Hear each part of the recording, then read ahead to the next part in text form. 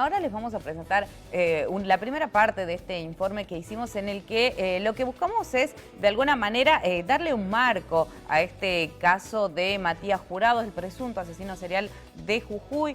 Hay que destacar que la causa se encuentra en plena investigación.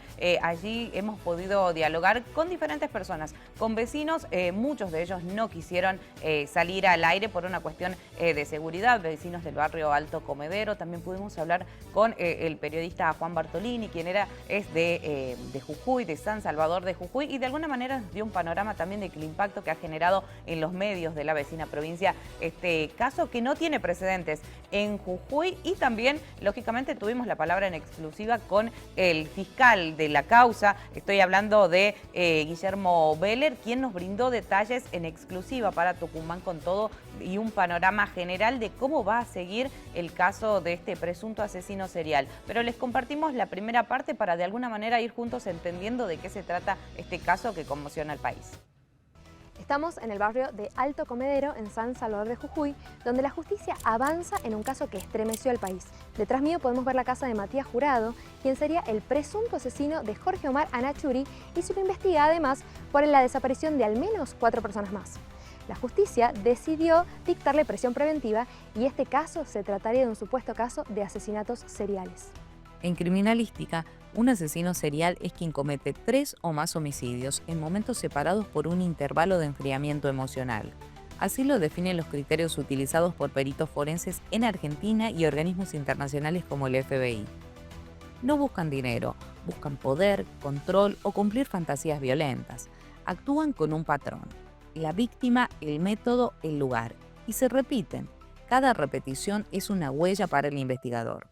Nuestro país conoció asesinos seriales que marcaron la historia criminal. Cayetano Santos Godino, el petiso orejudo, a principios del siglo XX asesinó a 4 niños en Buenos Aires. Carlos Robledo Puch, el ángel de la muerte, 11 homicidios entre 1971 y 1972, fríos y calculados. Marcelo Antelo, el asesino de San La Muerte, 4 víctimas confirmadas entre 2010 y 2013. Distintos tiempos, pero con rasgos comunes: ausencia de empatía, frialdad emocional, manipulación y un trasfondo de violencia o de inestabilidad. La criminalística los califica en 2 grandes perfiles: organizado, quien planifica, oculta pruebas, puede llevarse trofeos incluso de la escena; y desorganizado, aquel que actúa por impulso, deja evidencias y el crimen es caótico. Identificar el perfil puede ser clave para atraparlo. Para la criminalística, estudiar la mente no es morbo, es prevención, porque cada patrón descubierto, cada huella encontrada puede salvar la vida de la próxima víctima. El pasado viernes, la justicia decidió trasladar al presunto asesino serial al servicio penitenciario número 1, más conocido como Penal Gorriti. Allí se encuentra alojado en el pabellón número 4. Según fuentes cercanas al caso, no se estaría comunicando con nadie dentro de la población carcelaria, ni tampoco estaría recibiendo visitas externas. Sí, mi nombre es Juan Bartolini, soy abogado, periodista y creador de contenidos. ¿Cómo se vive en Jujuy? Realmente es un asombro a gran escala con este caso macabro sobre Matías Jurado. ¿Qué podemos decirle? Que es una persona que tiene antecedentes penales por robos graves, también por un homicidio, el cual todavía no ha sido condenado, homicidio de un vecino, en el cual si ustedes van al sector de 8 de marzo en Alto Comedero, se van a encontrar con una madre que habló la semana pasada en algunos medios nacionales, se refirió a Matías Jurado como una persona que le destrozó la vida. Esto tiene que ver porque en el año 2003, Jurado asesinó a su hijo, que también era un adolescente. Desde ahí el ritmo del barrio, de ese sector de 8 de marzo, cambió para siempre. Los vecinos lo que relatan a lo largo de estos días es que esta persona tenía constantes episodios violentos hacia ellos, con machetes, con palos, con insultos, que era muy habitual verlo cargar una carretilla en las noches. Los vecinos jamás pensaron que esto podía ocurrir, o sea, el hecho de encontrar huesos, piel humana y también sangre en la vivienda, era algo impensado para el barrio. Contanos un poco, ¿cómo era el vecino? ¿Cómo era su actividad frecuente? ¿Lo No, conocías pero hace él mucho? era así como cuentan la gente, viste, los vecinos, que él así salía de noche con carretilla. Pero ya de familia viene ese problema.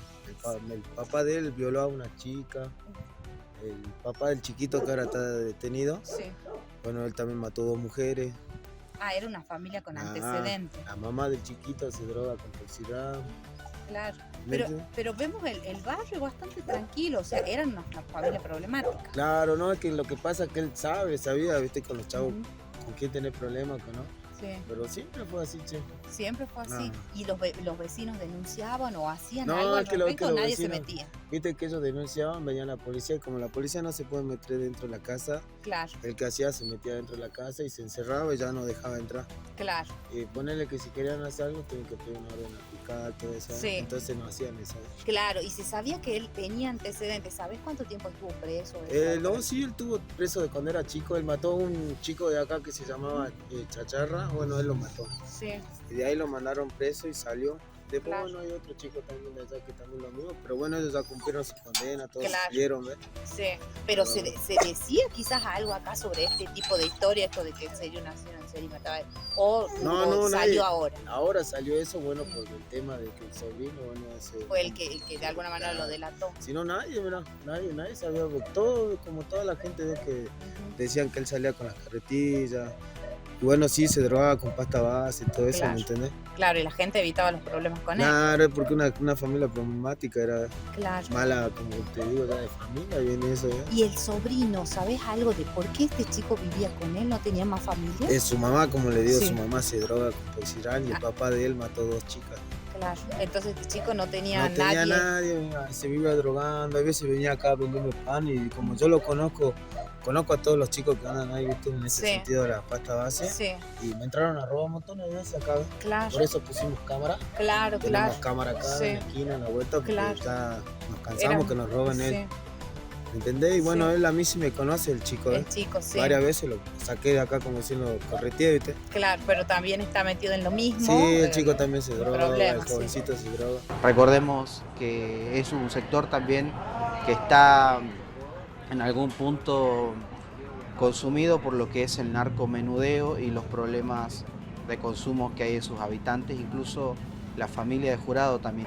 Y también se espera que en estos días, en el transcurso de esta semana, llegue el CIF, que es el equipo forense de Salta, y también el equipo argentino de antropología forense, que su llegada está planteada para lo que es mitad de esta semana, porque lo que se va a hacer es excavar el patio y también zonas donde Jurado habría construido o habría tapado en algún momento con cemento, que ustedes si van a la vivienda lo van a ver. En una de las veredas hay como una carpeta de cemento precaria. En esa carpeta, curiosamente, hay una estrella marcada, que es lo que nos referían algunos testigos, de que en ese lugar, aproximadamente entre marzo y junio, Matías Jurado habría enterrado o habría por lo menos plantado un árbol, que es lo que se ve hoy en esa vivienda que está siendo custodiada. En este momento nos encontramos frente al Ministerio Público de Acusación, donde ahora se encuentra Matías Jurado. Vamos a hacer una entrevista con Guillermo Beller, el fiscal que lleva la causa, para que nos cuente más detalles. Como dato importante les quiero agregar que han comenzado ya las excavaciones en la casa de Matías Jurado, en la casa que está ubicada en el barrio Alto Comedero, en San Salvador de Jujuy, en la cual se buscan otros restos humanos para de alguna manera seguir y avanzar con estas investigaciones. Hay que recordar que los datos de los análisis científicos para dar con datos concretos de a quiénes pertenecen estos restos que ya se han encontrado en una primera tanda de allanamientos en el lugar, se van a estar conociendo alrededor de entre 10 y 15 días, con lo cual esta investigación sigue en pleno desarrollo. En esta segunda parte lo que vamos a ver es la entrevista en exclusiva que han conseguido nuestras compañeras con el fiscal Guillermo Beller, quien es el que está actuando en esta causa, quien nos cuenta detalles de manera exclusiva de cómo va a avanzar este caso, cuáles fueron las razones que llevaron a Matías Jurado y por qué se ha decidido esta prisión preventiva para esta persona que está acusado y sería un presunto asesino serial. Por otro lado, quiero agradecer también a mis compañeras por el gran trabajo que han hecho en este informe, tanto a Virginia, Dulce como Caro, que sin lugar a duda han investigado todo lo posible en un tiempo prácticamente récord, pero les compartimos esta nota, esta segunda parte del informe, ahora sí con la palabra en exclusiva del fiscal Guillermo Veller. Y cuando nos llega el impacto de que un tercero de los 5 desaparecidos, el celular, el último impacto había sido ahí, bueno, inmediatamente solicitamos al juez una orden de allanamiento para entrar al domicilio y ahí se destapa todo. La investigación sobre el presunto asesino serial de Jujuy está en etapa preliminar y los detalles en exclusiva los tenemos del proceso judicial de mano del fiscal Guillermo Veller.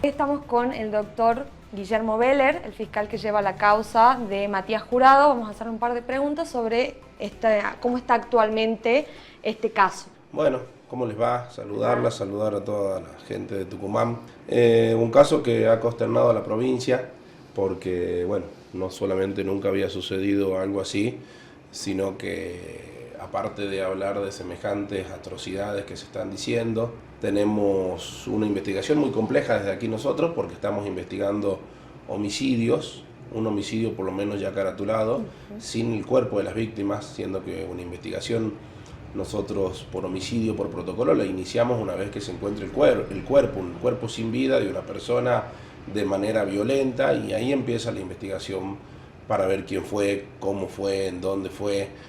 Bueno, aquí no tenemos cuerpo y eso hace que la investigación sea muy compleja. Sí tenemos muchas evidencias respecto de que al menos esas personas, las 5 personas que tenemos ubicadas, que habían sido denunciadas por sus familiares como desaparecidas, han tenido alguna vinculación con esta misma persona, o por lo menos han estado en su domicilio, se han encontrado esos rastros en su domicilio, con lo cual creemos que hay evidencia suficiente en la investigación, pero bueno, no deja de ser compleja justamente por no tener cuerpo. Bien. ¿Cómo se lo vincula inicialmente a él con el caso? Se lo vincula porque tenemos la división de búsqueda de personas aquí en la brigada de la policía, en donde, bueno, como dije, los familiares, a medida de que dejaron de ver a estas personas, varias de ellas son en situación de calle, entonces por ahí se demora varios días, porque gente en situación de calle, que quizá tiene algún familiar que de vez en cuando va y visita. Bueno, denunciaron cuando notaron la desaparición, 5 denuncias independientes entre sí, no había alguna vinculación o conexión en un principio, hasta que, bueno, cuando no aparecían y pasaban los días, empezamos a notar también ciertos factores en común. Primero era la edad de ellos, eran todos masculinos, eran todos mayores de edad y eran todos en cierto estado de vulnerabilidad. Ese era el modus operandi de ellos. Ese fue el modus operandi que después detectamos, la mayoría de ellos en situación de calle y los que no, por ahí con alguna deficiencia que hacía que a veces esté por algunas horas por lo menos, por los mismos lugares que anda la gente en situación de calle. Vimos ese factor en común, empezamos a investigarlo así y detectamos en una de las cámaras del 911 de monitoreo de la ciudad que uno de ellos, el último de los desaparecidos cronológicamente hablando, se subía al taxi con una persona, lo cual nos llamó la atención. Posterior a eso, bueno, sí, ya empezamos a seguir con los anteriores en cuanto a cámara y detectamos que otro de esos 5 también se iba con la misma persona. Ese ya fue el factor determinante común para decir, bueno, aquí algo hay, tenemos que ir por esta vía. En el mismo día nos llega el resultado de el impacto del teléfono celular de un tercero de esos 5 que justamente da en el domicilio de esta persona. Nosotros ya habíamos fijado ese domicilio para investigarlo porque primero con el primer desaparecido que se sube un taxi logramos dar con el chofer de ese taxi ese día y nos dice que lo había dejado en ese lugar. Declara y nos dice que lo había dejado en ese lugar. Sabiendo quién era esta persona, porque teníamos los registros justamente por haber sido condenado anteriormente, vamos a las imágenes o registros fotográficos que tenemos que él y damos con que sí, efectivamente también coincidían las características de lo que veíamos en las cámaras.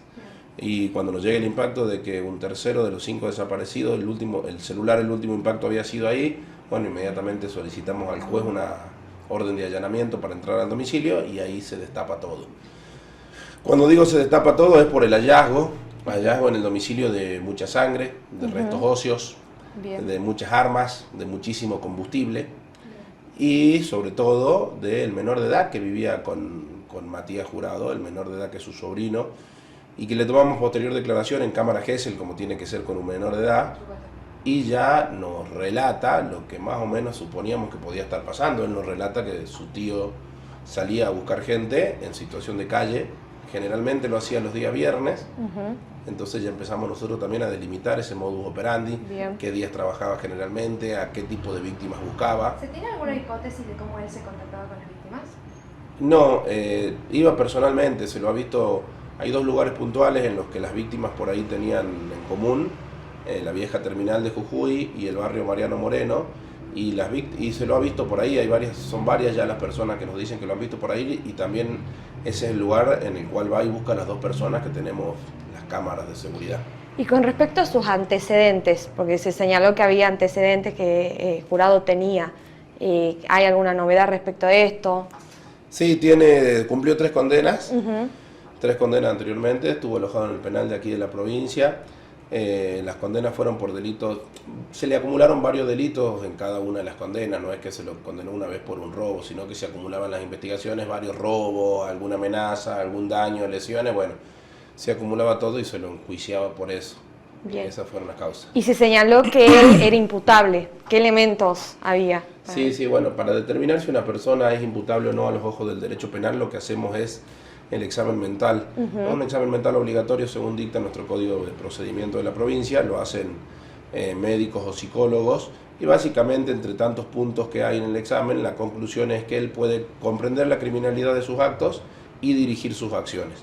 Son los 2 puntos en general que determinan que una persona es imputable, sabe lo que está haciendo, sabe que está mal, que va en contra de una norma, entiende todo lo que está pasando y las consecuencias que puede traerle. Básicamente eso es, y así se lo declaró, con lo cual va a seguir sujeto a proceso. Ya fue la audiencia imputativa en la cual se le dictó la prisión preventiva y seguimos con varios actos. Ahora estamos con el informe psicológico ya para determinar un perfil de él y quizás poder entender el móvil también que tenía, pero bueno, ya ha sido declarado imputable. Bien. Con respecto a la investigación de todos los restos que se encontraron en su domicilio, ¿cómo va? Bueno, estamos trabajando con el laboratorio de genética forense, son muchísimas las muestras que hemos sacado, como dije anteriormente, varias muestras de sangre, varios restos óseos, y cada una de las armas que utilizaba, mucha ropa también, que alguna manchada de sangre, y otra que entendemos que pertenecía a las víctimas por las fotos en las que se las vio la última vez, pero que tenemos que determinarlo con un grado de certeza, con lo cual en ese sentido seguimos avanzando. Ya el día jueves, si no me equivoco, de la semana pasada, yo brindé una conferencia de prensa con la novedad, hasta ahí, de que eran restos humanos, de que se ha encontrado un ADN humano, porque hasta aquí teníamos restos óseos, pero que ni siquiera podíamos determinar si eran o no humanos. Ese era el primer paso, como yo siempre fui declarando. Bueno, en realidad esos restos óseos siguen en análisis, pero habíamos encontrado un pedazo de lo que sería piel. Dentro de ese tejido pudo la gente del laboratorio de genética determinar que tenía ADN humano, que pertenecía a un masculino, y ya están armando el perfil justamente para entre hoy y mañana ver si podemos hacer los cotejos con las muestras que brindaron ya la familia de los desaparecidos. Bien, doctor, y en cuanto a la mediatización de este caso, ¿cómo se lo lleva? Porque fue polémico no solamente acá en Jujuy, sino en el resto del país. Sí, replicó a nivel nacional, es algo que se ha hecho eco la provincia de Jujuy en ese sentido, lamentablemente, con esta noticia. Respecto a la mediatización, lo que estamos haciendo es tratar de ser cautos a la hora de informar. Yo, antes de informar todo lo que se fue diciendo, hablé con cada uno de los familiares personalmente en este despacho para explicarles qué es lo que estaba pasando, cómo se iba a informar, qué es lo que iba a suceder. Ellos fueron los primeros en escucharlo, y la idea, claro, se desató el caos y de repente se llenó Jujuy de periodistas de todas las provincias, y de repente teníamos toda la gente aquí abajo y surgía algo nuevo y los vecinos decían, y empezó también, empiezan a salir otras voces. Nosotros desde acá oficialmente formalmente fuimos dando las novedades y pactamos hacerlo cada vez que surja alguna novedad, llamar a conferencia de prensa e ir por ese medio informando. Tengo entendido que él en se declaró inocente. ¿Cómo va a seguir el proceso a partir de eso? Bueno, él tiene el derecho constitucionalmente reconocido de declarar cuantas veces quiera en el momento que lo decida. No lo ha hecho de nuevo, simplemente en la primera audiencia imputativa él se declaró inocente, dijo que él no había hecho nada de todo eso que se le había relatado anteriormente, como el hecho formal de la causa. Él puede volver a pedir declarar en cualquier momento. El procedimiento sigue, nosotros seguimos con la investigación por varias vías: informática forense con los celulares encontrados, laboratorio, como ya dije, la gente de criminalística sigue haciendo en el lugar del hecho y vamos a empezar nuevas excavaciones. Ahora, respecto de él, lo único que se está haciendo ahora es lo que dije antes, el informe psicológico para ir delimitando el perfil, pero bueno, él tiene defensores que irán viendo su estrategia defensiva para ver si plantean lo que estimen ellos conveniente plantear, que declare de nuevo o no. Por ahora él sigue en esa situación de estar privado de la libertad con prisión preventiva por 4 meses en principio. Bien, muchas gracias. Gracias a ustedes. Con esta información buscamos brindarles un panorama completo sobre el caso de Matías Jurado, cuyo proceso judicial podría extenderse hasta el próximo año inclusive. Mientras tanto, seguimos a la espera de los resultados de la investigación que podría decirnos si en realidad estamos hablando de un caso de un asesino serial. En provincias como Jujuy y Tucumán se necesita el paso inmediato a un sistema adversarial que asegure la celeridad y agilización de los procesos, tanto desde una etapa preliminar como hasta la finalización del proceso. Esto quiere decir que en casos polémicos como el caso Matías Jurado en Jujuy y el caso Conti en Tucumán no solo causan polémicas en la vida judicial, sino también en la sociedad misma. Por esto es que se requiere una resolución efectiva para asegurar un debido proceso, tanto para el acusado como para la víctima, y que no haya solamente una mediatización de estos casos.